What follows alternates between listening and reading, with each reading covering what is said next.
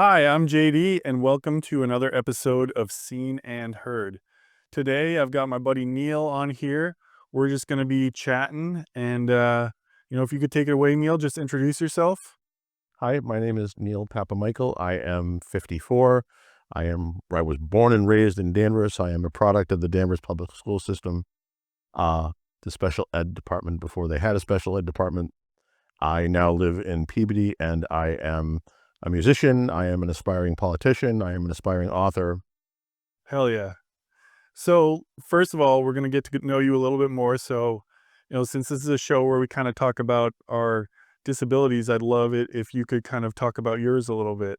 When I was born, I had a cyst on the base of my brain because it rested on the spinal column. They couldn't take the whole thing out or it would have killed me. Yeah. So they cut off the top part, and the bottom part, I believe, is still even there. Oh, wow. Because it was resting on my optic nerve, I was blind when I was born, which led to, I think I've had something like 75 operations on just about everything, which accounts for this, which I'm much more self-conscious of than I probably should be. Yeah, definitely.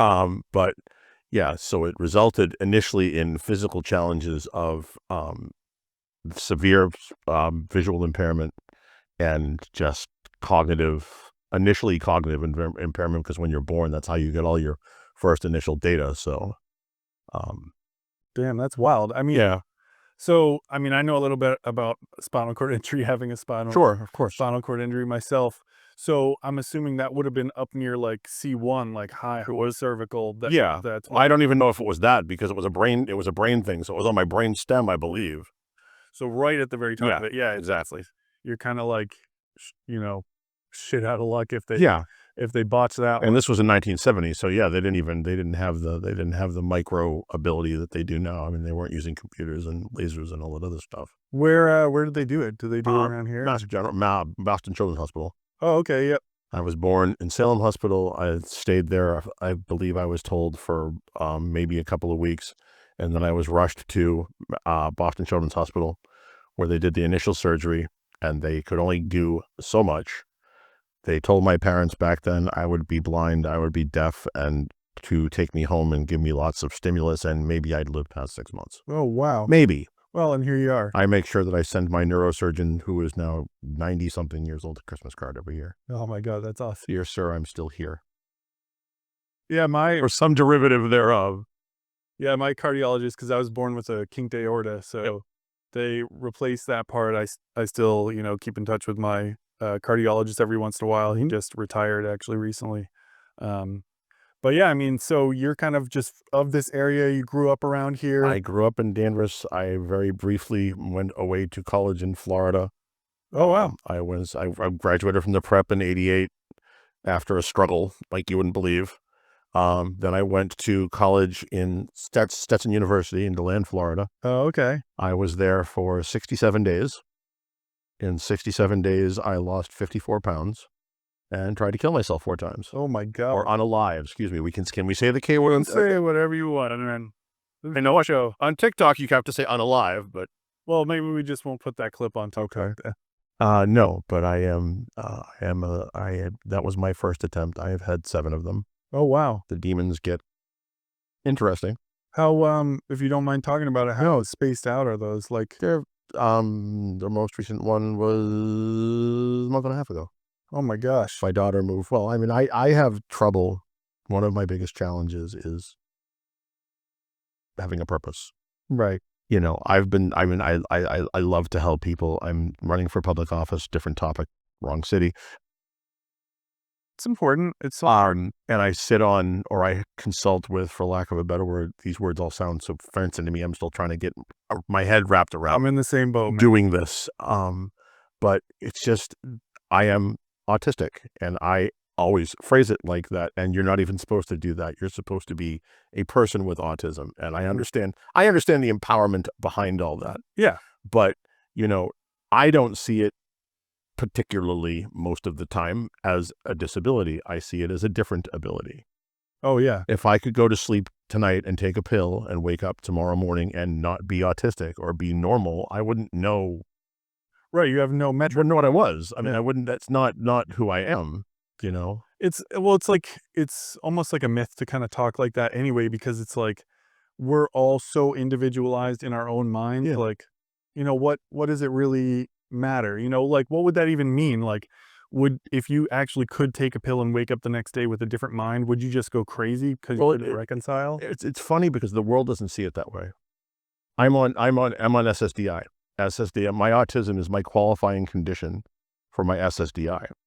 SSDI by its nature is supposed to be on some level temporary. So every once in a while, I get this lovely little form in the mail that I have to fill out where I have to actively demonstrate to them in written language the steps that I am taking to actively cure my disability so I can become part of the workforce again. Yeah. Of these things that I am doing to actively cure my autism. And I'm like, oh, okay, cool. This sounds fun. What do you got? Yeah, right? If only they could send you a menu of cures. But that's the thing though, is I wouldn't know. I mean, it wouldn't be me. Right.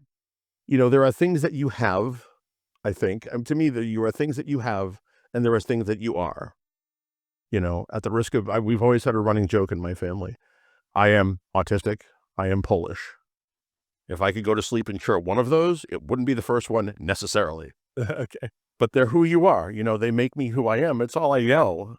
I You mean, know, even if like my disability was cured, like I was, you know, able-bodied before I was paralyzed. yeah, So I know what it was like before that, but even if this gets cured, I won't go back to being that person I was right. before That's not because I've true. had this experience. My Right. body's different. It evolves, it changes. Your body changes, your mind changes, your worldview changes. You learn how to do things that, you never thought you'd have to do before. Oh, yeah, and it's all necessity. Yeah. So you pick up on it really quick. I mean, people get amazed by some of the stuff we can do despite our disabilities, but when it comes to necessity, humans are super adaptable. I Well, mean, because one of the quirks of my Asperger's, and it's unique to everybody, and people need to understand that. yeah. There's a saying, if you met one autistic person, you've met one autistic person. Yeah, yeah, same with spinal cord Yeah. injury. My short-term memory is horrific. Absolutely horrific. My long-term memory, especially for trauma, is a vault. Oh, yeah. And my special interest, every autistic person, most high functioning, we're not supposed to do that anymore either, and that makes sense. Right. It's a spectrum. We used to call us, people with Asperger's, we used to be called high functioning, have a special interest of something that they're either particularly focused on or particularly interested in. Mine is computers and data mining. Okay. In my phone, in my pocket, I have 6,437 contacts and growing. Oh, wow. I added 4 today, because I'm a very huge fan of, everybody. There's enough of everything in the world, and there is opportunities for everybody in the world, and it's simply a matter of connecting the people that have things or know things with the people that don't have things or don't know things. That's very true. It's that easy. I mean, how do you feel about it? Sometimes I think, like, the way the world is right now, we're so connected to the point that it's almost to our detriment. And it's not, maybe it's the way we're connected. It's not like true connection. Like what you're speaking about to me is true connection because you're meeting these people, you're having a conversation with them. It's not just people you pick up or get rid of online or, I think true connection is what you make of it. I think I'm actually, another project I'm working on is I'm working on creating a book okay. of the silver lining of the pandemic. All right. The silver lining of the pandemic has taught us we don't need necessarily to go places to do things. Yeah. I, yesterday, from my kitchen via Zoom, attended 7 meetings, 2 of which were not in Massachusetts, for the autistic community. Oh, wow. And it's great because for people like us on the spectrum, this is hard because this is me, and I'm very well aware of the fact that, a lot of people judge this. Yeah. I'm 55, going to be 55 in a week. I told my mom I was coming to do this. Her first question out of her mouth, "Did you shave?" I'm like, 1, no. 2, in the circle I'm going in, it doesn't matter. Yeah. And, she's gonna be on TV. I'm like, okay, then they're not listening. If they're focusing on whether or not I have facial hair, they're not getting my message. And so, woohoo, Right. you I mean, know? plus I like a little bit of stuff. Well, I mean, when I told somebody I wanted to run for public office because they want me to start here and go up because different conversation, Yeah. but I'm on SSDI. And when I started thinking about running for office, on a study level, it's temporary and part-time. On some levels, it's not. Yeah. So I said, I had posited to the Social Security Administration, I said, what if I'm on Social Security disability insurance and I attain full-time political office, which eventually is going to be temporary because it's going to end? What Right. happens to my SSDI? They gave me the most dangerous response they ever could have given me. What? We don't know. No one's ever done it. We don't know it's over. So you're like an astronaut. And I hung up the phone. I hung up. I ended the call. I'm sitting on speakerphone in my kitchen, and my daughter was sitting behind me. So she looks at me and goes, "So I guess you're doing this now?" I said, "Yeah." She says, "You're kicking out another door." I said, "Yeah, Hell yeah. it's what you're supposed to do. It's what life is."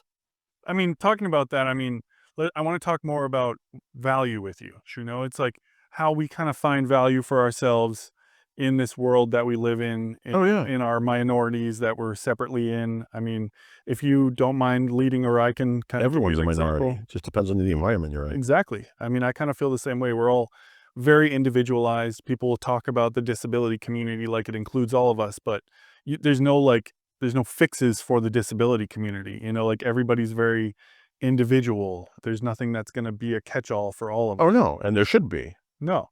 In a perfect world, I mean, and this is one of the ways where we've changed as a society, and we have an opportunity right now to tweak it. When we had the pandemic, kids went virtual. Mhm. Everybody panicked. Everybody got Chromebooks. It created an opportunity for everyone to learn in a way where they were able to learn. Everyone, the Chromebook, you can take the kid, pull him up. There's no stigma. There's no nothing. You pull him up, you take him to where he needs to be, give him what he needs, put him back. In my world, everybody would have an IEP. Mhm.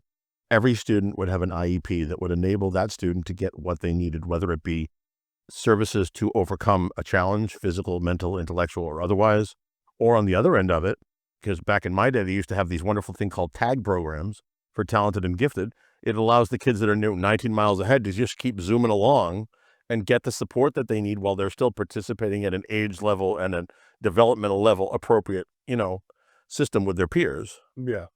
And that to me is one of the silver linings of the pandemic if we can learn how to use it.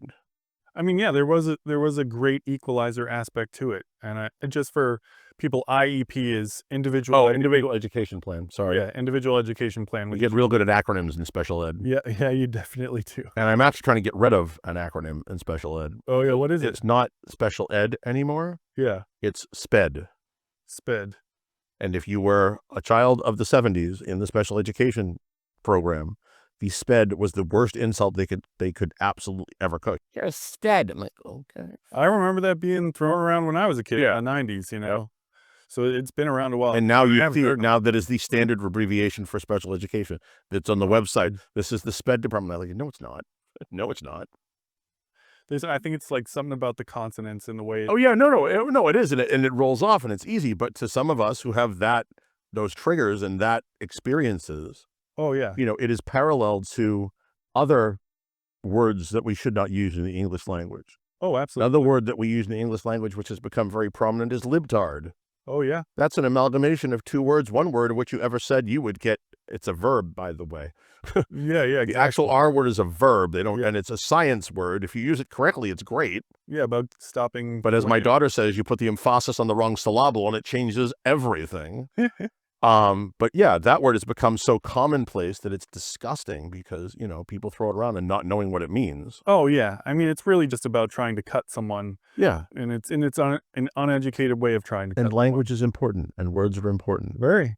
especially if you're autistic, because there's two types of us, generally speaking. There are those that don't pick up on anything, and then there are those that pick up on everything. It's not a perception issue, it's a regulation issue. Right. And- That's a really good point, actually, and that's something I've actually learned recently. Is And just if I'm how- getting off topic, I apologize. No, that's okay. I mean, communication to me is like one of those drums that I'll bang until I'm dead. It's so important. I mean, I can't move my arms and legs. My world revolves around communication. Sure. I have to communicate to my Of course. caregivers everything, and my wife and my family. Mhm. So I know for you, like, communication has probably become a huge part of your life as well as it is for everybody, but Oh, yeah. it has a special place in your heart, right? Oh, yeah. And like I said, it allows you, especially now, like I said, with the pandemic, it allows you to have voices in conversations that you would never have had before because you couldn't get access to them. Going back in your history, when did that kind of like become like you understood that communication was your way to really like open doors for yourself? Or was there a period where you had a hard time with communication? I'm fine. I get overwhelmed. When you get sensorily overwhelmed, the first thing that shuts down is the verbal ability. And that coupled with the fact that I have syncopal episodes, syncope being you just tend to black out just because they don't know why, Okay. which is kind of fun. I mean, I go to the gym, believe it or not, haha. I believe it. And I could be in mid rep doing something and I would just lose consciousness. And But unfortunately, I've learned enough that you can lock your body. Your body will lock itself. If you push the right panic mechanism, your body locks out, which allows you to not drop the 400-pound weight on your chest until you come back. so what would that look like to someone from the outside? I would just float off. Yeah, like you just literally lock position. Well, no, like right now, like, yeah, or, well, it would look like all of a sudden, yeah, stuff like that. I would do if I was working out, because I know I can always feel it coming to a certain extent. Gotcha. They call them syncopal episodes. There's no if A then B yet. They're trying to figure out what that is. And I've had like almost 100 tests done as far as different operating systems and heart, Oh, wow. brain, seizure disorder. They haven't been able to put a label on it yet, but Do you think you'd be able to describe kind of how you're able to tell that it's coming on? it's like running 135 miles in 3 seconds. Okay. And you just float. Well, for example, for me, and this I know is part of the autism. Question: Hit me. what's the loudest sound you hear? What do you hear? Like right now in Yeah. this moment? There's a buzzing. There's Do you know maybe what's some from? rumbling from outside of a refrigerator. Okay. The loudest sound to me in this room is that light. Oh, okay. And not only is it there, did something just fall? Did I drop Just something? the microphone Oh. holder, but we can still hear you. Yeah. And not only, see, with my music background, I have perfect pitch. Ah, Everything emits a sound. That light's at E flat. okay. All right. I like it. And I say that because when we were living, we lived in a duplex. We had the front unit. I would wake up in the middle of the night. I couldn't sleep. I would be subconsciously harmonizing with the street light. Oh, wow. And my daughter would bang on the wall. Shut up. You're singing with the street light. I'm like, not even aware I'm doing it. I'm like, okay. Yeah. Um, Does it like create like I know it's subconscious, but is there like a level of comfort that comes from doing that? oh yeah. Cause you need to hear something. Okay. There's no vacuum when it comes to hearing, comes to hearing. You can close your eyes, but there's not even like that. I mean, if you close your eyes, you see levels of nothing. When I close my eyes, I see shadows. If I close my eyes now, I could see this, and then I would put my hand over it and it would get darker. Right. It's the same thing with hearing. You can call, but there's never any bottom, if that makes sense. No, I get it. There's always something. Right. So And because I have low vision and because I have autism, I am a person with autism. We're not supposed to do that. Person first. I don't know why, but linguistically, that's kind of fun sometimes. But I have sonic hearing. I took the hearing test the other day because you're supposed to take it when you're certain ages, and they thought I was cheating. Oh, wow. That's how she's like, you have dog ears. I'm like, cool, that'll work. So do you rely on like white noise for sleeping? I sleep with an Alexa. Okay. I sleep with it set to airplane sound. Oh, okay. Airplanes, I have 5 of them in my house, and it's constantly set to airplane sound, so there's a layer of white noise. Okay. The first time I got my Alexa, I had my techie-based daughter set it up for me. Big mistake. Big mistake. Why was that? 4 days in, I'm sleeping with the airplane sound. She couldn't sleep. She got bored. So she hacked into my Alexa. You can do a drop it. Yeah, yeah. So 2.5, 3 hours into my sleep cycle, the plane crashes. Hysterically, I hear the layer of white sound, and then and my daughter's voice joyously laughing all over the place. I'm like, are you kidding me? What are you? I thought it would be funny. I said it was hysterical. Now I'm going to have a heart attack. Thank you. To sleep. Click. Yeah, you're in like dreamland cruising along in your Right, like nice private jet. And The other side of that is I have 4 of them in my house. okay. They are voice activated. Same. So when, not if, and this has already happened, I have an episode, all I have to do is say the wake word. Yep. She, we're not supposed to, in a world full of genders, we're not supposed to gender an appliance, but nonetheless, You could. it can call 911, It can call my emergency contacts. It unlocks the front door. Now that I have door locks, it can unlock the front door. I can unlock my front door from my floor with my voice. That's going to save my life at some point. And I Oh yeah. have no doubt. It's not a matter, I have an 82-year-old father who does construction who built my house. I said, I want to change the door lock so I can put, tech door locks on. He's like, why? I said, because I have no dice, because you don't want him taken out, you don't want him to have to kick the door down to hit the deadbolt. Right. He's like, it won't. I said, trust me on this one. So yeah, no, I have 3 exterior doors to my house. I can now open them from any room. I can open them from here if I want to. Yeah, I got to figure that out because I've had the fire department have to break into my house Yeah. when I was alone in there and we lost power. Yep. And then one of my caregivers had a seizure one time, and I had to use it to call emergency services. I just gave him the garage code to enter. But yeah, those things were great. I mean, it sucks that there's a monopoly on it. It would be nice if we had more. There isn't really. There's half a dozen of them now. Yeah, but probably we both have the same product. Yeah. Those are the best. Oh yeah. And to put to rest a rumor, to solidify a rumor, Yeah. yes, they are listening all the time. Eh. Okay? Yes, they are. But you don't have to worry. There are other things that are listening all the time too, by the way. Yep. I get the biggest kick out of these people that were hesitant to get the vaccine. You're posting on your cell phone, on social media, that they're going to put a chip in your body that's going to track you. You don't grasp the concept, do you? What's tracking you is a device in your hand, and that's how it works. Thank you very much. Yeah, the one you stood in line or in the rain. Exactly. But, don't get the vaccine. No, that's a different topic.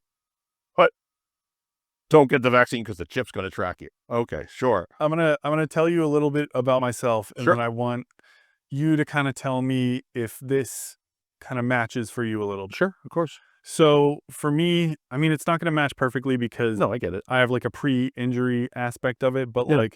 when I got injured, it felt like I essentially died, and I kind of had to rebirth myself to some degree. And there's stages for that. There was like survival. There was like, exercise. It's a grief. I mean, Exactly. It's the same concept. That's how they train you on it. Yeah. And for me, like, there's survival, then there's, working out, just constantly trying to recover. And then when that plateaus, just trying to find like a way to occupy my time and then finding value for myself. Because Oh, dear there was Where have you been all my life? a period of time where It's my life. right? Where you struggle to find that value, because without that value, I lost my creative ability. I didn't feel like I had, anything to write about, Oh, yeah. whether it was music or, scripts for comic books or anything. And I needed to find that value again. And part of where I found that value was in helping others. And so that's how I kind of got, Oh. into the town. Yeah, no. And starting the accessibility commission up again. That's me. That's me. And to some extent, it's more of, and I don't mean to speak out of turn. No, go for it. It's more of a challenge because, to the right people, you can look at you and you can assess to some extent what your challenges might be. Right. If I have one more person tell me I don't look autistic, you don't look autistic. What the hell does that even mean? And I said, okay. I said, Hester Prynne. I said, would you like me to put the scarlet A on my forehead? I've had the privilege of floating in some unbelievable spaces. Oh, yeah. I have sat on search committees for positions of education. And we had a former superintendent in the city of Peabody, since passed away, who was wonderful, wonderful, wonderful. And Karen Murdoch, I did not realize that when you were alive, and I was sorry. I'm somehow very vocal and stubborn in some instances. However, she understood that I had a gift of being very eloquent and being different. She says, you make people uncomfortable in a good way. That's great. I'm sitting in a meeting in a search committee with, he's applying for the director of special education. That's why I was there, because I live it every day. You don't have to teach me. There's laws and everything else. I'm learning them because I want to, but I live it. This guy who has a PhD, has an EDD, you're autistic and you can talk? Oh my God. I said, there's no answer to that. And then all of a sudden the guy sitting next to me, who's known me for 20 years, like sits on my arm. He's like, shut up, shut up, shut up, shut up, shut up, shut up. I'm like, are you serious? I didn't think, I said, there is no such thing as a non-verbal autistic. There is to an extent, not to minimize anything, because there are parents and things who jump down my throat. Yeah. It's different. It's not what you're used to. It's not what you understand. It's not what you expect. But to him, to me, it's all I know. Oh, yeah. And it's the simplest way to explain it to people. You're a Windows, I'm a Mac. Boom. Yeah, yeah. I mean, that's a good way of putting it. And And then it's the somebody same else's thing. Linux. You don't have to dumb it down. You just have to change it to something we can understand and probably drop it down about 20 decibels, because you're probably screaming and don't realize it. Mhm. But if we can roll back a little bit. Sure. So I'm talking about kind of how I found my value sort Oh, of yeah. in the town, just like getting into the commission and getting connected with all these people and kind of finding ways where I could, make a ripple that would sometime create a wave that would help somebody else. Yes. And I wonder if you can talk about kind of when your search for that a little bit. If you are an autistic and you are an adult, you have to be out there. You Mm, have to do things, because you need to tell the kids it's okay.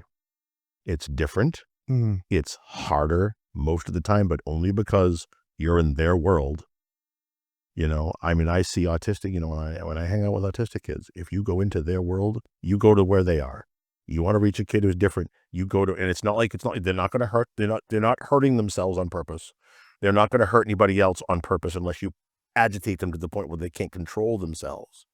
You don't need to help somebody recover from it. You need to understand who they are and what they're working with, and then help them build something that they can, they can work with, because you're not going to change it and you can't change it, right. and you don't need to. You just need to do, I mean, this is me. If I had $1 million in the bank and a printing press in my basement, this would still be me. I would go buy 30 pairs of blue sweatpants and 30 pairs of, 30 shirts the same color. It's comfortable. It makes sense to me. And you feel comfortable with yourself Exactly. much more now. You have to feel comfortable in your own skin. You can want to change. I want to lose weight. I'm working to lose weight. I'm working to get stronger at the gym. You can want to change, but if you're not doing it from a sense of you have to do it because you're making yourself better, not because you're trying to not make yourself ucky, if that makes sense. No, I get it. I mean, I also agree with what you were saying before, that I think you were getting at this, and I kind of preach this, is that everybody needs to be an educator, Oh, yeah. because everybody has their own individual experience, and Or only you can speak to that.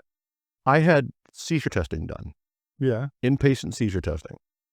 Don't know if you've ever had it done. It is No. the single most inhumane thing you will ever go through. Tell me about it. They put a 300-pound person in a hospital bed. You are a fall risk. So they put you on all kinds of alarms and wires and things. Then they forcibly create controlled situations where you are going to get agitated enough so they can create a seizure-like event in an environment where they're monitoring you. Kind of like Clockwork Orange. Yes. I had been there for 3 days, and what they try to do is they try to sleep deprive you. Okay. So there's always lights on, there's always activity, it's always busy, it's always this, because they're trying to stress out your system. And I didn't know that.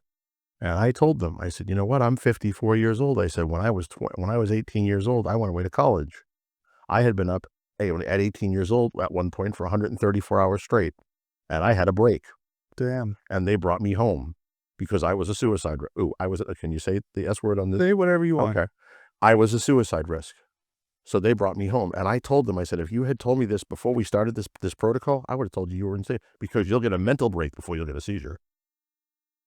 I came out of the bathroom, and this poor, unwitting, diminutive nurse was hiding behind my bed and was told to jump up and startle me Oh my gosh. to try to induce an event so that they could monitor it when I was on all the wires. I did the most logical thing I could think, the most reflexive thing I could think of. She scared me. I had my cell phone in my hand. I flung it at her head. That's And there wasn't malice or intent or anything, and she knew that. Oh yeah, it's just a But she, trigger. and they came rushing in, and I said, "What did you think was going to happen?" Yeah. I said, "A, what did you think?" And B, if you'd told me this, I never would have signed up for it, because do you know how much damage you've done? The hell? And you know where some of this is going? This is some of the tactics used by the producers on reality TV shows. Oh, yeah. Oh, no. And I'm a fan of those. I'm a fan of Big Brother. I've been applying to get on Big Brother. Big Brother. I mean, Oh my, put me in a house with technology. I'm all where I can't leave or talk to anybody. that'd be wild. That would be amazing. Here, wrap your arm around that. You have if they did Big Brother autistic version, Yeah. where we're in a house full of technology and we didn't have to interact with the outside. Hi, I'm not leaving. Thank you. Good to go. Speaking of autistic depictions on TV, Yes. have you watched like Love on the Spectrum or anything like that on Netflix where it's like, I've watched sporadic bits and pieces of different things. I've been in spaces where I've been very fortunate where they will come to me as a member of whatever thing I'm sitting on. yeah. And they will say, this is how we are depicting this character, or this is how we're doing this. Is it accurate? Oh yeah. Zoe. Remember Zoe? Zoe. Zoe, the first autistic Muppet. Oh yeah. I remember learning about that. And when they started that, I was in rare air. I tend to, because I spend a lot of time on my computer. So I tend a lot of time to wander into rare air, and I like answer things because online I'm courageous because, you can be, because no one knows you're fat and no one knows, Oh yeah, you got this that is, screen. you own 35 pairs of pants and nobody can see them because they're all tucked under the desk where they belong. And they said, we're looking for people. We want to develop a Muppet who is autistic. Will you help us? I'm like, hell yeah. You want to give me representation? Hell yeah. Mm-hmm. Especially in a community where, it's kids and we're teaching the kids that this is fine. This is who you are. So yeah, Zoe, the autistic Muppet. I don't know if you know her, but Oh yeah. she's chill, man. Oh hell yeah. And she had they did it right. They went in, and it was it's an ongoing process. I get, and I'm sure, I'm assuming I'm a member of a mailing list or whatnot, Right.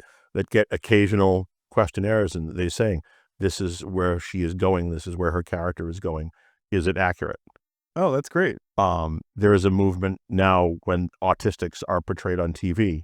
They're trying to use autistic actors and not just, people that aren't. There's Mac, so many actors. what is Mac's last name? Max from Peter Krause's first show, Parenthood, was one of the first ones to ever do that. And he's my hero because he does talk shows and he is exactly who he says he is. And he was a kid back then. He was exactly who he says. And they let him be exactly who he was. They didn't try to wardrobe him. They didn't try to, they gave him what they wanted his character to say message-wise and said, here, write the lines yourself. Yeah. I mean, there's so much value to that. Oh, yeah. And in today's world, it's like, you look at, like, I used to live in Los Angeles, and there's so many actors. So in all, like, there's actors with missing limbs, with spinal cord injuries, with autism, with all different kinds of disabilities that you can imagine.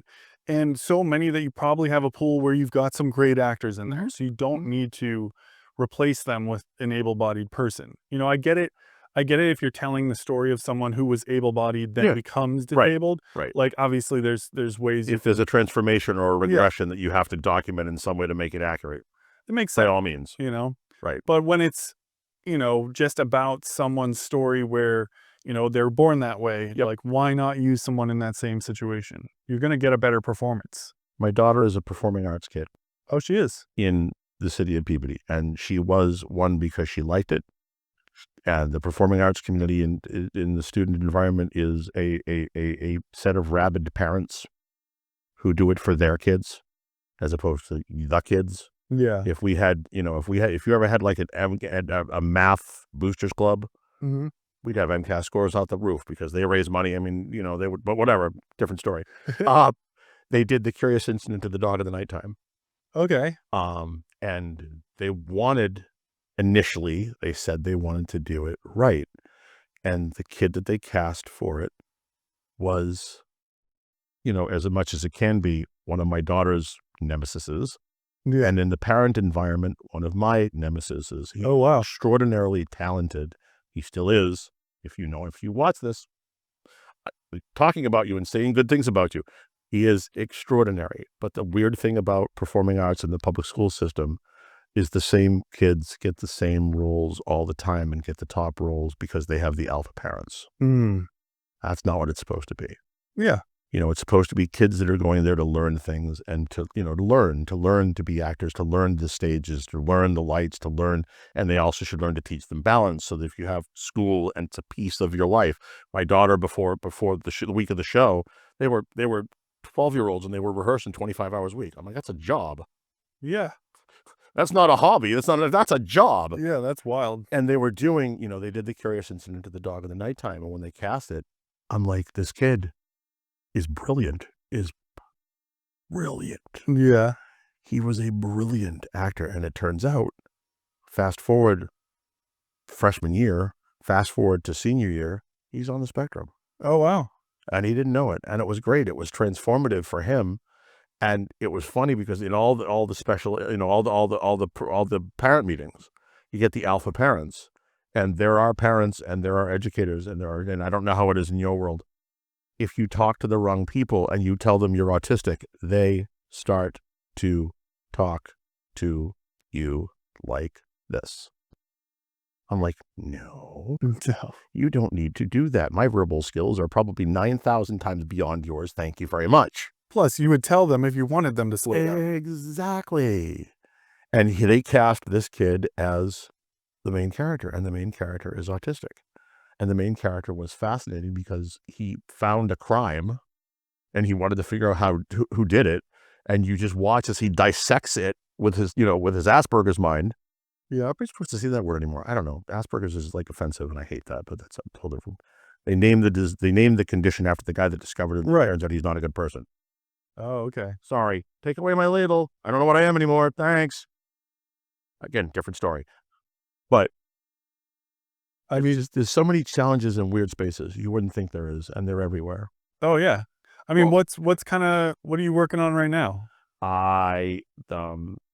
Well, let's see. This week I have a Danvers Accessibility Commission meeting. I have a Peabody Accessibility Commission meeting. I have a meeting that I just went to this morning because I'm trying to start my own nonprofit. I am writing a book. I am working on my 7th tape of original music, which will hopefully make it out of the box underneath my bed where the other 6 have gone. Yeah. I have a creative box underneath my bed. Yeah, some similar. 6 tapes of 234 original songs that I've written. Oh, wow. And it has a 194-page book and a 235-page book. One is of my early years in life, and the other is of my college experience. You're just not ready to put them out? I don't know. I don't know if they're good. I don't know what they are. I didn't write them for other. I did. I wrote them, but I didn't write them mostly for other people. I wrote them because they had to get out. Honestly, that's sometimes the best kind. You had to get things out of here and on.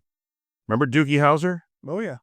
Every night he would have his, and I would kill stop it. I would, whatever, to be able to have that of this video diary that where before you go to sleep at night, you could just empty your head. And it was so cathartic even just to watch him, because you would watch it and you could relate. It was like his voice, the only thing you saw was the screen, and he would vocalize it out loud and the words would just show up on the screen. And I'm thinking to myself, I could write 19 books if I could do that. Oh, yeah. I'd be James Joyce of the 21st century. I'd have stream of consciousness, just stuff that would just blow your mind. But the tough part's going back and reading it and editing it. Oh, absolutely. I mean, would you consider publishing them? I mean, would that be something you'd want to do? Or care? I mean, you need to be a voice of people who don't have one. Yeah, and that's the biggest theme of me as an autistic is there are kids that are nonverbal because they haven't been empowered to use their voices yet. They haven't been heard. They haven't been taught how to use them in the ways that. So I have to tell you, I don't have a kid in the public school system anymore. Why do you want to be on the school committee? Because I want decence, because our future is our kids. Oh, yeah. Why do you want to be involved in the Parent Advisory Council? Because I'm good at raising money, and you have special ed kids in there, and I know them from the inside, and they can't tell you. Yeah. They're not safe enough to tell you. You can tell me to go to hell, and I'm still going to come back because I have to. Right, and you care about these Yeah, kids. exactly. I care because I care. I mean, was there ever a point where you were nonverbal in your life? Not to that extent, and I don't want to minimize because it sucks. Yeah. I'm not looking to minimize anybody's experiences. If you think your kid is nonverbal, it is hard. Oh, yeah. It is work because you're a parent and you want to help them and you want to fix them. And you don't realize that A, most of the time you can't. And B, most of the time, I don't know, part of the time maybe you do, but part of the time you don't have to.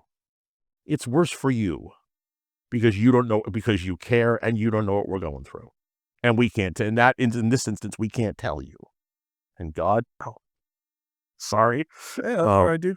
No, but and it's hard because I'll be in an environment where I'll see a kid and we can read each other almost instantaneously. And yet the mom or the dad are like, what are you staring at my kid for? I said, because he made eye contact, because I'm a safe person, because he felt like, especially me. I mean, I'll be in the grocery store now and these random kids will walk up to me and say, "Hi, Mr. Papa Michael." And the parents will be freaked out. And when we make the instant transition from "Hi, Mr. Papa Michael, big strange person" to "Hi, Lexi's dad," and they're like, "Oh." Oh, okay. Once you have a label and they have some box to put you in, which is non-threatening, their perception changes. It is interesting. I mean, I have those interactions a lot. I'll have kids come up to me, ask about my chair, ask about my straw, and they'll be genuinely really interested. Yeah. And the parents get so uncomfortable and tiptoe Don't around talk it. to him. Don't do this. Don't do that. Yeah, and it's like, And I don't know how you are. Most of the time, I would rather, because they're gonna be curious, as they should. absolutely. They're going to stare at you, which maybe they should, maybe they shouldn't. That's a different conversation. Yeah, I mean, you just say hi. You say hi, and then if they ask questions, they understand, what's the word I'm looking for? It's taught. Yeah. The R word, and I say that because I don't know if we're allowed to use that word. I don't know. We're allowed racism is taught. Mm. Discrimination is taught. You're not born being afraid of No. anything, any differences at all. You have to teach, your kid has to be taught that. And if your kid comes up to me and asks me a question, not only does he learn things that are firsthand, but depending upon where they are in their lives, hey, he's going through some of the same things I am, and I can't talk to my mom about it. Maybe it's okay. Maybe, and that's great. I mean, that's, It goes back to that true connection that we were talking exactly. about, and it's like, I want people to be curious. I want people to feel comfortable asking me about myself, about my chair, Ask about, anything. my spasms or, Ask polite anything. yeah, if it comes from a place of curiosity, genuine curiosity, and it's not, Or just even useless, if you just want to learn stuff. yeah, I shouldn't say things like this because maybe he'll get a hold of this. My whole family is from Danvers. Know anything about color theory? a little You bit. know what happens if you can't do laundry? What? If you bleach something that's black, you know what color it turns? Yeah, it gets like a pinkish brown. Pinkish brown. I have 5 pairs of sweatpants like this. Oh, yeah. I have a dad who is wonderful, wonderful, wonderful. He would cut off his arm for me if I asked him to. He's 82 years old. He's old school Greek. He has no filter on the way out. None. If you have black sweatpants and you do not know how to do laundry, black sweatpants will bleach to brown, and they will not bleach to brown in the best areas of the pants. I'll assure you that. I have 3 pairs of pants that I am very comfortable with, that I had a laundry error, and I don't want to throw them away because I don't own that many clothes, because I'm, challenged in that area. Yeah, yeah. Why don't you throw them away? They have on them. I said, no, they don't. I said, they have bleach on them, which turn black to brown. Color theory would say they turn it to gray, but fabric says it turns to brown. So I didn't do that. I spilled bleach. But every single time. And he means well, but they'll take liberties with you. And you know this. I'm sure Oh, you yeah. know this more in your world than you. They say things to you and they will ask you things and they will tell you, they will infantilize you. Oh, yeah. And it's disgusting. I mean, and most of the time, if they love you, they don't mean harm. They mean nothing but good. But that's our natural reflex. And if they don't know you and they don't care about you, they still do it anyway. And it's disgusting. Yeah, I mean, you're just talking about the older generation. Yeah. Yeah, yeah. I mean, I've come across it, and it's like, it is very jarring sometimes how, like, raw or, like, blunt people can be, and it's like, Autism is genetic. yeah, And I had the most blunt conversation I've ever had with one of my cousins. Autism, if you know how to look, if you know what you're looking for, I'm got heavy into genealogy lately. Hmm. I have relatives, I have a whole generation below me who have autistic kids. Oh, wow. I have cousins who, guess what, don't know how to interact with me and have autistic kids, and karma's real. We'll just leave that right there. What goes around comes around. But and then we think about it, and it's like, where did this come from? None of our our older relatives are autistic. I said, are you kidding yourself? Yeah, I just said, if undiagnosed. you are autistic, I said, you can look at you. I can walk into a room full of kids. I walked into one of my daughter's classrooms the one day when she was a kid. I said, I know you can answer this. You can't answer this. I wouldn't ask you to answer this. I said, I got $100. I can tell you every kid in your classroom it's on an IEP. And I said, 1, 2, 3, 4. And she looked at me like I was magical. I said, because if you're it, I mean, you just know. Yeah. You know, my my father is one of 8. He has 2 brothers. I would bet my left arm that both of them are autistic, or some derivative of that. That because they were one of 8 and their father had to work his butt off for a living to take care of his kids, and God rest his soul, he was a challenging human being, but he had 8 kids and he had something like 30 grandchildren, and every year on our birthday we got taken out to dinner. Nice. And he didn't understand us. My family to this day doesn't understand me. Do you have any siblings? I have a brother and a sister. And are they older, younger? My brother is 8 years older and my sister is 6 years older. Okay. So what was it like kind of being kids with them? I'm 54 and still have 5 stuffed animals. It tells you all the trauma you ever need to know. I hid in my room. I mean, And I barricaded myself and I talked to and they were there. That's how I survived my life. yeah, My brother and sister fought like you wouldn't believe. yeah, And I just hid from the world because I knew that wasn't what I wanted, but I didn't, my parents were young and my parents had 3 kids, and my parents, age teaches you humanity. right. Age teaches you to look at your parents and say they did the very best job that they could in the moments that they were in. And that's the best you can do. I watched a TV show once that taught me the biggest lesson ever. The only thing you can do with the past is keep it there. It's hard for me to come back into Danvers because Danvers has some very, very, very, very poignant old memories. Do you want to talk about any of those? I'll talk about them wherever you want. I got you guys on the national news once. Yeah. You had a policy very, very briefly when they were transitioning from taxis to Ubers, Okay. where you were rewriting your taxi policy. And you had this wonderful policy very briefly where they could drop fares off in Danvers, but they couldn't pick them up. That's weird. Play with that for a minute. Yeah. I took a cab to Costco, from Peabody to Costco, and went shopping. Did a shop, bought things that you buy, Right. assuming you're going to get your butt in a car and go home. Well, I called a cab. They rewrote the taxi laws. We can't pick up in Danvers anymore. We can only drop off. How do I get home? I'm walking from Costco to my house, Along Route 1. pulling the flatbed that you would pull. Oh my Now, God. unbeknownst to everybody else, it's not only illogical to walk down Route 1, it apparently is illegal. Okay. So I'm walking down. I got stopped by this wonderful, wonderful public safety officer who thought I was drunk. I was old. I was tired. I'm overweight. So will you take a field sobriety test? I said, I can't pass a field sobriety test sober, but hey, have at it. So I took the field sobriety test and flunked it. He said, will you go with us down? I said, I'll go anywhere you want if you give me a ride home afterwards. He put my stuff in the cruiser, put me in the cruiser, took me to the police station, gave me a breathalyzer test. I blew a .00 because I'm stone cold sober because I don't drink. Exactly. I said, can I ride home now? Sure. Okay. All right. And they very quickly managed to figure out the loopholes that they had created and fixed the taxi laws, which, doesn't matter now because taxis are still existing, but they're obsolete because Lyft and Uber is a third of the speed and a third of the price. So I mean, what was the news aspect of it? that I was walking down Route 1. Oh, so that Pulling a flatbed with toilet paper and paper towels and fruit duo and 3 packages of chicken and you had footage of you pulling it. Oh, absolutely, absolutely, Oh my God. absolutely somewhere. I mean, I have it in a drawer somewhere in my house. I think. Yeah, yeah. Yeah.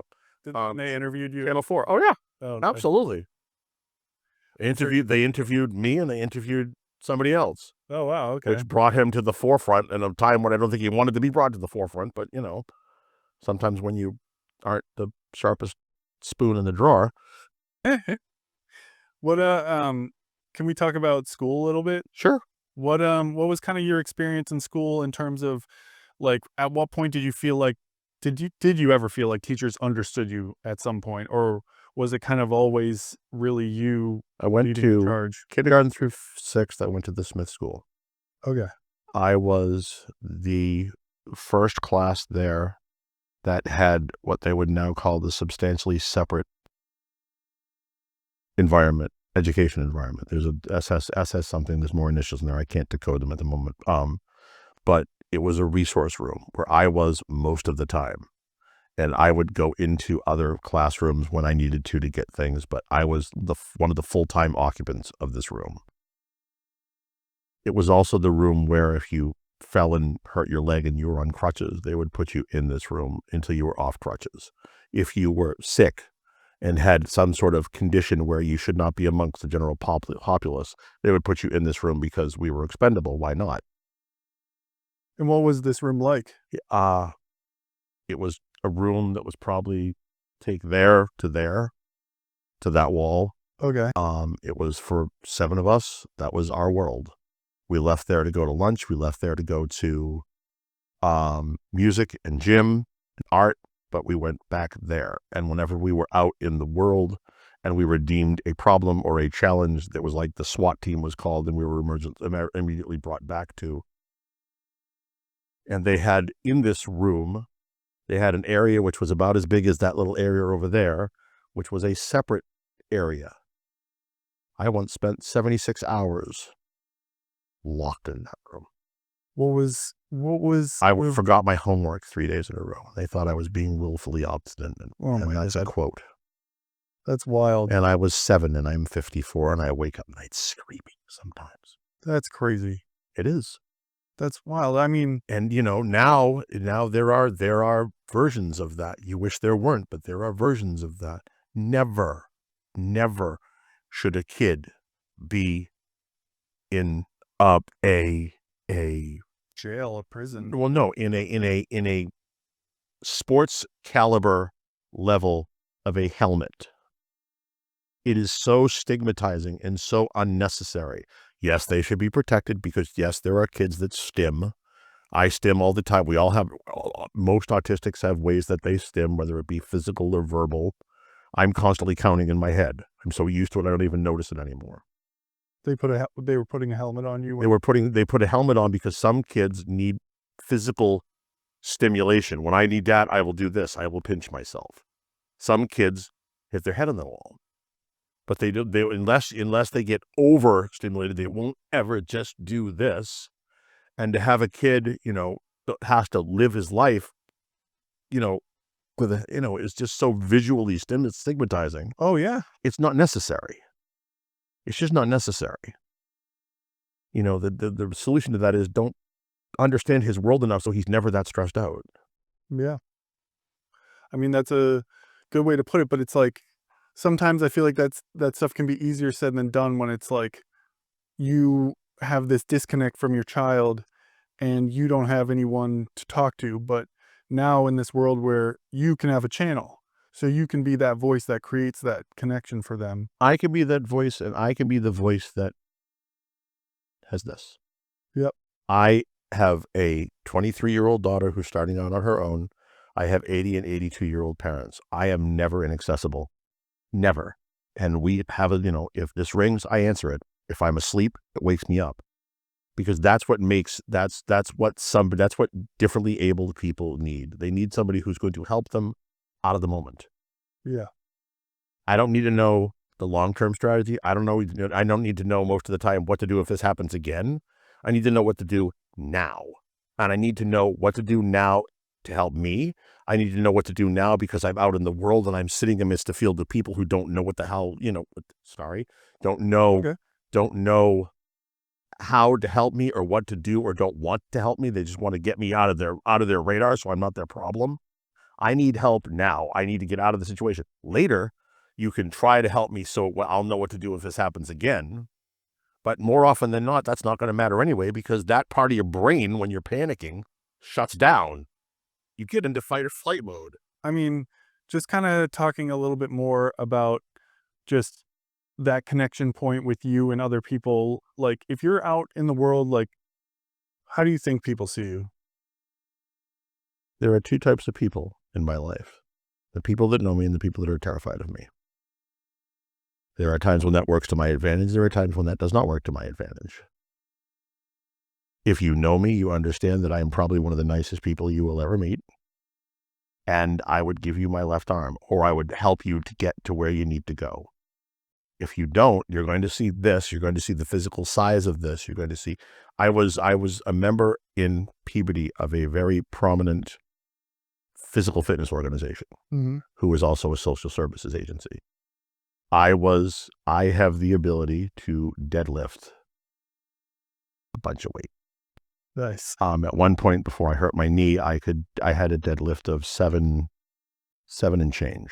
Damn. Now, I didn't even touch 4. It's not easy to deadlift 700 pounds. No. I apparently was making noises when I was doing it that was scaring some people. And they didn't have the wherewithal to ask me about it directly. Yeah. Fast forward, they have classes, exercise is loud. Oh, yeah. I belong to Lifetime. Lifetime is wonderful as far as equipment is concerned. They're wonderful because they have staff there that are trained to levels which are extraordinary. But it's a loud environment. So, you walk in and I have a decibel meter on I have an app for a decibel meter on my phone. So you do. The ambient noise level is always up here. So one of the things that I do is to get away from that, to reacclimate myself when I get sensory overload, is I go into the sauna. Now the sauna, because it's heated to 190 degrees, you're only supposed to stay in there for a certain length of time. However, to me, because of my autism, I can regulate I get adjusted to it very, very quickly. And your body is designed so that it takes a very, very, very, very, very long time for you to sweat to death. You'll freeze to death quicker. They have a cold plunge too. They have a wonderful cold plunge. They have a wonderful sauna. There's a time limit for the sauna, but there's not a time limit for the cold plunge. I said, you'll get hypothermia before you will die of heat exhaustion. Yeah, right. Because your body's just built that way. And I drink water by the gallons. I drink 3 gallons of water a day.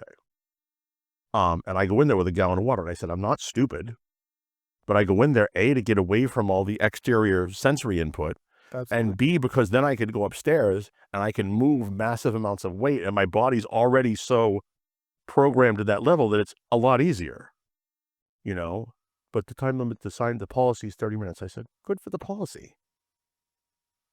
I said, I get it, but A, I'm in a room where you're not supposed to have your cell phone, and B, then how do you know how long I'm in there? And we had that whole conversation like 9 times to the corporate level in Minnesota, where I'm getting phone calls from Minnesota from some lady who's telling me I've spent too much time in the sauna.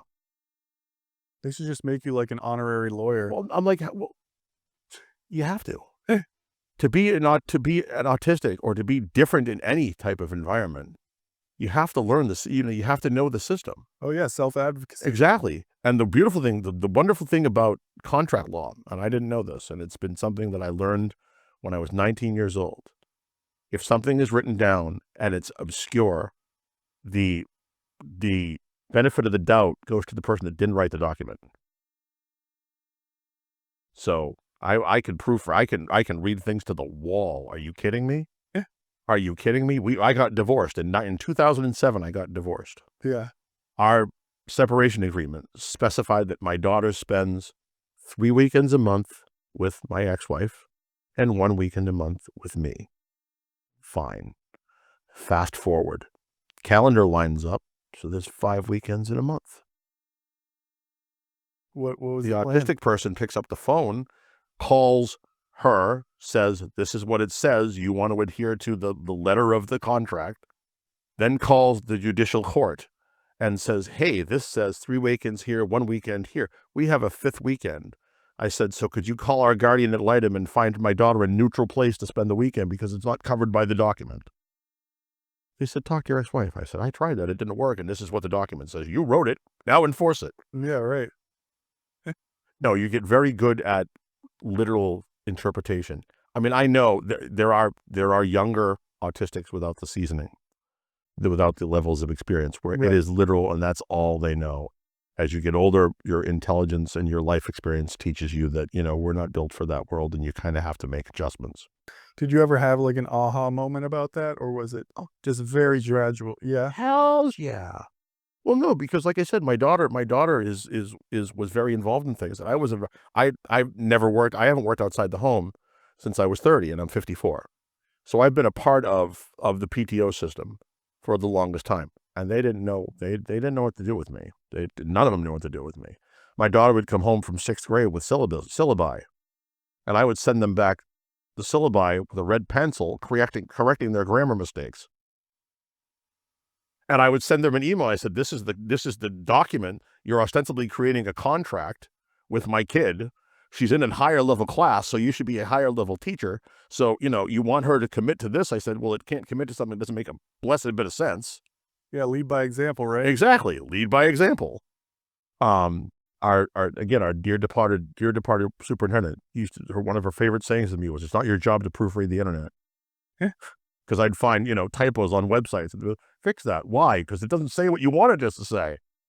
I mean, kind of like what this is leading me to think about a little bit is like large language models and artificial intelligence, and how a lot of that can like Intelligence. scrape all that data for you. I'm wondering if you're utilizing it in your daily life. Talk to an Alexa the same way if you with humanity and with kindness and with caring.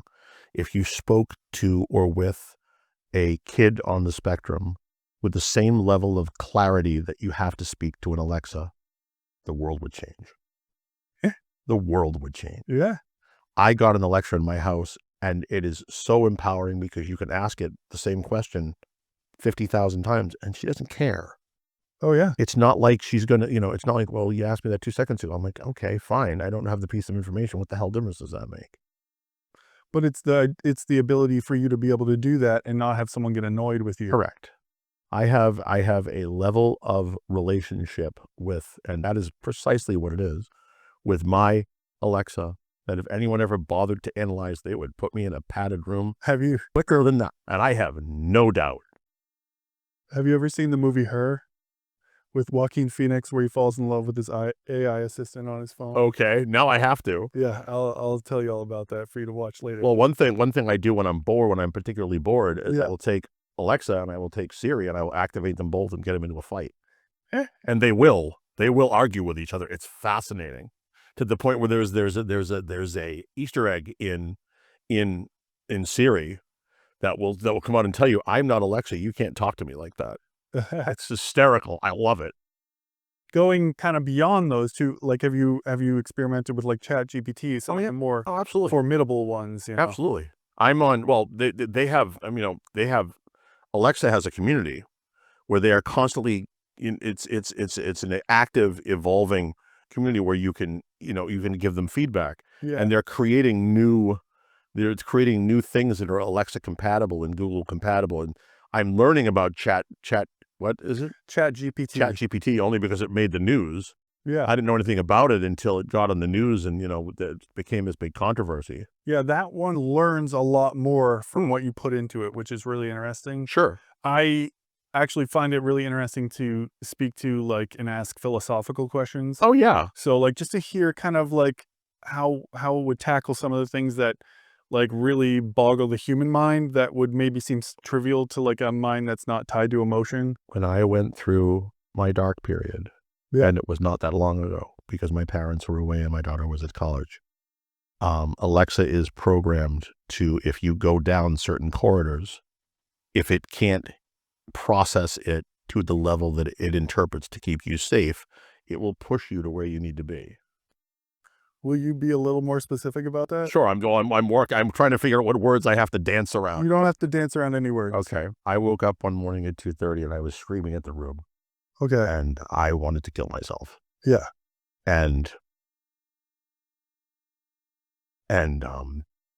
I had the sleep sound on, and whatever she must have detected, it must have detected. Sorry, Lexi, I didn't mean to gender the appliance. Stop. It's not a girl. Okay, fine. Whatever it detected in my tone of voice, it called 911. Are you kidding? Wow. And it was riveting. Riveting. all of a sudden I don't even remember what I was going through. I don't even remember what it was in the moment. And then all of a sudden this voice came on. Do you need help? Are you okay? Then it just And I clicked. was like, where the hell did that come from? I said, I'm okay, but I'm not okay. And I've learned how to frame that word too, because when you're autistic, they're going to put you in the least restrictive environment, and that's not going to work. You know, I know who I can ask for. I'm trying to find a safe person so that when that happens again, and it will, and I have no doubt that it will, you have to be able to ask the right questions of the right people so you can get what you need and not what they think you need. Absolutely. You know, I went through a period when my parents were away and my daughter was away. They said, can you go get help? I said, I don't want to go get help. I said, because they're going to put me in a room and they're going to take away my technology and they're going to take away my ability to function as a human. I said, and that can't happen. That's not going to help. There's no pathway out of that. No. There's no pathway. There's no way out of that.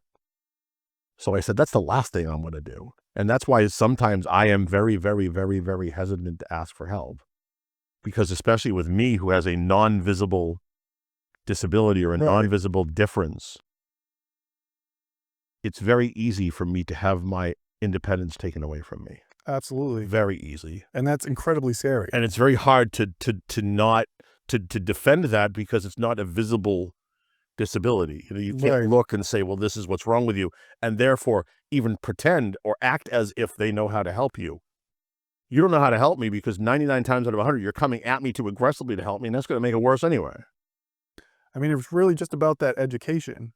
But it's like there's moments where it's hard for you to educate other people. I have syncopal episodes. If you have syncopal episodes and you black out, what are they going to do? Exactly. No, but what are they going to do? Let me walk you through something. Oh, yeah, tell me. What happens? I don't know. Who shows up? The police probably. Okay, and what do they have on their cars? Sirens, which are overstimulating. And flashing lights. Flashing lights. Whenever the ambulances show up, they always mean well. I always have to say to them, the first thing you have to do is shut your lights off. That's a great point. I said, because every single thing you're going to try to do to help me, my eyes are going to go to that strobing red light or that strobing blue light, and it's going to throw me off a cliff. We have to have them on. I said, put your car where it belongs. I'm fine. I'm not dying. And you're, oh, sorry. I'm not. No, and say it, dude. Say it. I'm not dying, and that's going to make it worse. That's going to keep pushing me back to where you don't want me. Shut your lights off. Whenever I call for help, no, I always tell them, it's not an emergency. It is, but it isn't. Don't come with everything blaring because it's just going to make it worse. Yeah. How do they respond to that? We have to put them on initially. I said, okay. It's like when the fire department shows up. I said, first, shut your damn lights off. Yeah. Park where you can park so they're not going to hit you, and then shut your lights off. Or we're not going to get anywhere. I mean, that's super interesting because I would have never even thought about that. But it makes so much sense. Yeah. And it's like, you know, it's like, oh, it's an emergency. They need their lights. They need people to know. They need to get out of the way. But it's like, if that's just adding like fuel to the flame. When you have, and not to put us in the same group, but when you're called in an emergency situation to help an autistic or to help somebody who is in a moment, the worst thing you can do is come at them full bore. It's the worst thing because they are stressed. You need to get them out of the moment that they're in, because they're not deliberately looking to do something to cause themselves harm. They're not seeing that far into the future. You need to get them out of the moment. And it's so sad. It's so hard when you're autistic and you're having that moment and they're trying to help you. And 99 times out of 100, sometimes they're not. Sometimes you get the bad apples. That's a different conversation for a different time. Yeah. But they're trying to help you. But they have so much stimulation that they needed to do to get everyone out of the way so they could get to you, that they need to take that and immediately ratchet it all down, because all of that is just going to trigger you further where you are. There's got to be like a plan in place that's been developed by maybe Autism. Oh no, there is. There's plans everywhere, and there are things that we can do to signify that we need that. But we live in an environment where if you do that, it makes you a target. It's true. You know, it means that, yes, I have that in the police department, and the 99% of the wonderful police officers are amazing public servants, and they are wonderful, and they use it to help. But the 1%, when you interact with them, start talking to you like this. and they will slow down and shorten every word to less than 4 letters. I mean, really, it's just about education. It's about Exactly. asking. It's about being curious and learning. It's about realizing that everyone is human. That's true. I mean, that's kind of the perfect spot for us to Yeah. end it, I think. So, We're all thank you, human. thank you. Yeah, we're all human. Thank And you if so much for being on this and if I may with us. quickly, Oh yeah, take it away, Neil. I have a very Here, uncommon Neil, do it to this camera Oh, right here. sorry. I have a very uncommon last name. I am very public about the ways that you can reach me. If you wanna know something, ask. On Facebook, on TikTok, on Twitter, I'm out there. My name is easy to find. My daughter would tell me my tie is sticking out. I just realized that the whole time. Nobody was supposed to see if my pants tied. It's all black. It's all black. It's good. But I'm out there. If you have questions, ask. If you want to know how to help your kid who can't do this because they haven't been through the ringer enough times, ask. This is never away from me. If you want to know something about how to help an autistic kid, ask an autistic adult. It's really that simple. That's great. We've had to do it before. And I will do this in any form, anywhere, anybody ever wants. You are wonderful. The level of humanity with which you have allowed me to babble is breathtaking. Hey, you're an incredible dude, and I Breathtaking. absolutely love this. I learned so much. Thank you. And I'm gonna put your contact information on there Absolutely. so that people My can email check out the address, video. my phone number, my Facebook profile, my TikTok profile. I drove my daughter off TikTok. She was on TikTok for 6 months. I had more followers in 2 days. She was horrified. Absolutely horrified. Well, thank you so much for being on Thank here, you. Neil. This is wonderful. It's been an absolute pleasure. This is wonderful. So thank you for joining us, everyone. It's been another episode of Seen and Heard. We'll see you on the next one.